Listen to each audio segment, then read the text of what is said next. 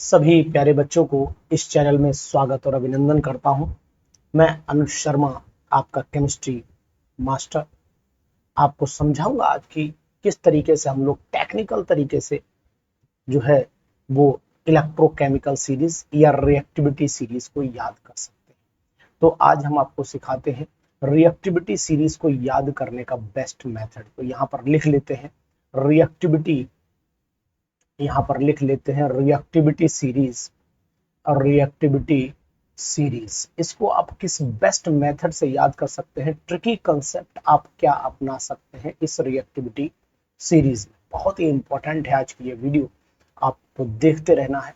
इस tricky concept से हम लोग किस तरीके से बहुत ज्यादा बेनिफिशियल तरीके से याद कर सकते हैं कि भाई हम लोग लंबे टाइम तक याद रख पाए कि आखिरकार रिएक्टिविटी सीरीज किस काम आएगी और कहां कहां रिएक्टिविटी सीरीज का हम लोग प्रयोग कर सकते हैं। चलिए शुरुआत कर लेते हैं आज की इस वीडियो के साथ में और बेस्ट मेथड के साथ में सीखेंगे कि आखिरकार रिएक्टिविटी सीरीज होती क्या है। रिएक्टिविटी सीरीज में एलिमेंट्स उनके इंक्रीजिंग या डिक्रीजिंग ऑर्डर ऑफ रिएक्टिविटी से रखे जाते हैं। तो यहाँ पर लिख देता हूं in reactivity series, in reactivity series elements are placed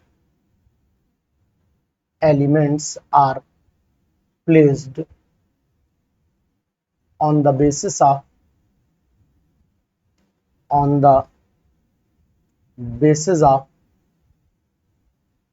decreasing order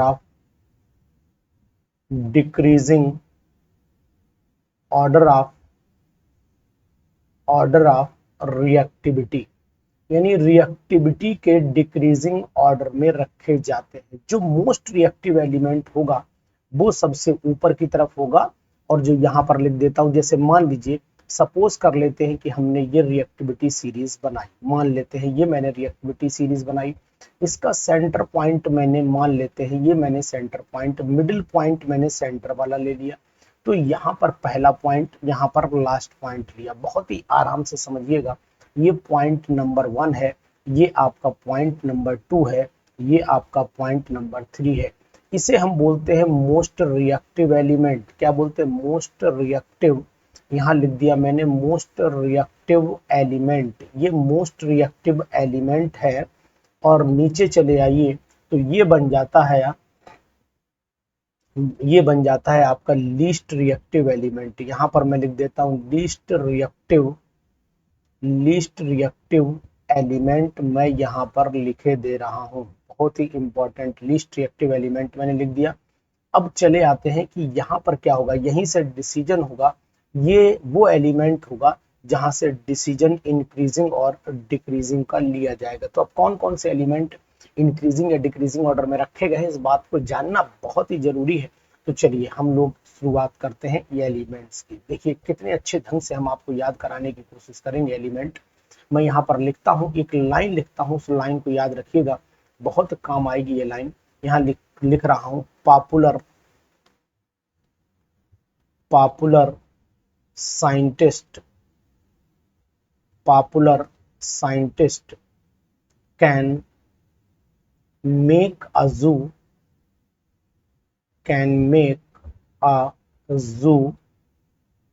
in the low humid country।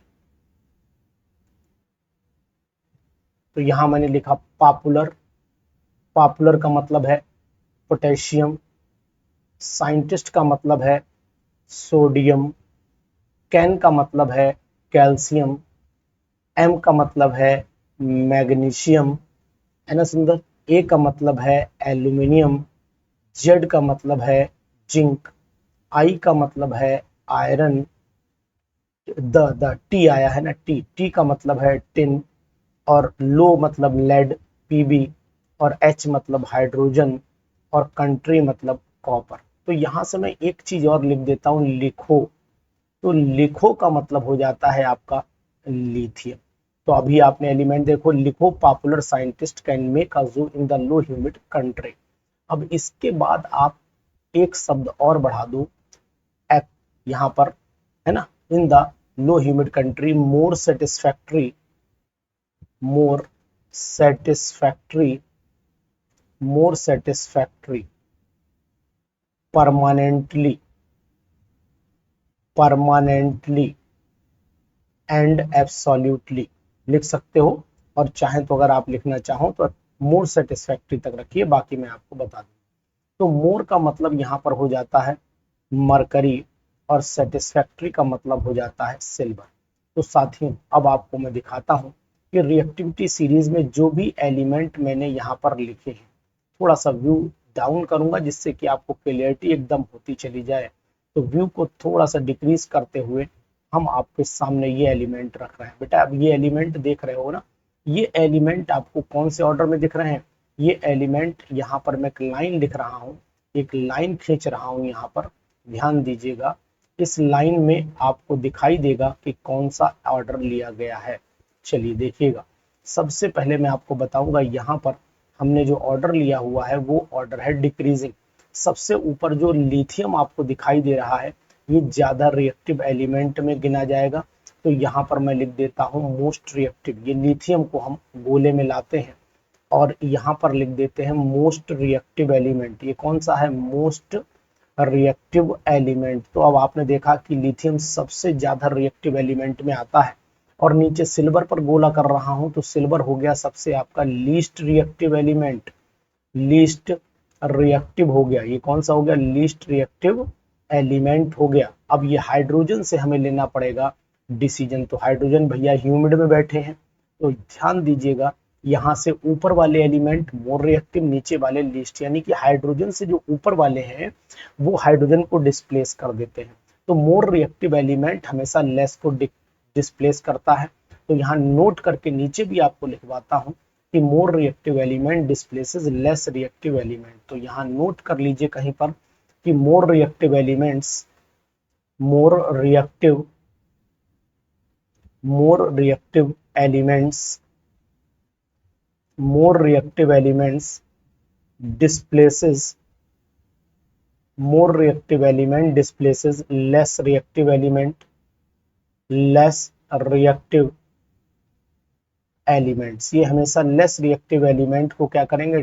Displace कर देते हैं। जैसे अगर हम देखना चाहें तो जिंक का H2SO4 से अगर रिएक्शन कराओगे, डाइल्यूट H2SO4 से रिएक्शन कराओगे, ये डाइल्यूट है, तो जिंक ज्यादा रिएक्टिव है, ये इसको डिस्प्लेस कर देगा और बना देगा ZnSO4, और हाइड्रोजन यहाँ से डिस्प्लेस हो जाएगी। लेकिन अगर आप सोचें कि कॉपर H2SO4 में से हाइड्रोजन को डिस्प्लेस करेगा, तो ये रिएक्शन नहीं पॉसिबल है, क्योंकि कॉपर बेचारा नीचे की तरफ है। जबकि अगर हम लोग देख रहे हैं तो यहाँ पर आ जाइए, जिंक भैया को देखें तो जिंक भैया आपके ऊपर दिखाई दे रहे हैं। तो कौन ज्यादा रिएक्टिव हुए? जिंक ज्यादा रिएक्टिव हुआ ना। तो जिंक ज्यादा रिएक्टिव है तो इसका मतलब ये डिस्प्लेस कर देगा कॉपर को। अगर मान लीजिए ये रिएक्शन संभावित हो जाए कि Zn प्लस CuSO4, तो ये रिएक्शन पॉसिबल है? तो बोले सर है, क्योंकि Zn इसे हटाएंगे और बना देंगे आपके, क्या बना देंगे? ZnSO4 बना देंगे, कॉपर हट जाएगा, क्योंकि जिंक जो है ये ज्यादा रिएक्टिव है, ये आपका मोर रिएक्टिव है, ये आपका मोर रिएक्टिव है, और ये कॉपर आपका लेस रिएक्टिव है। कैसा है? लेस रिएक्टिव है। ये बात ध्यान दीजिए।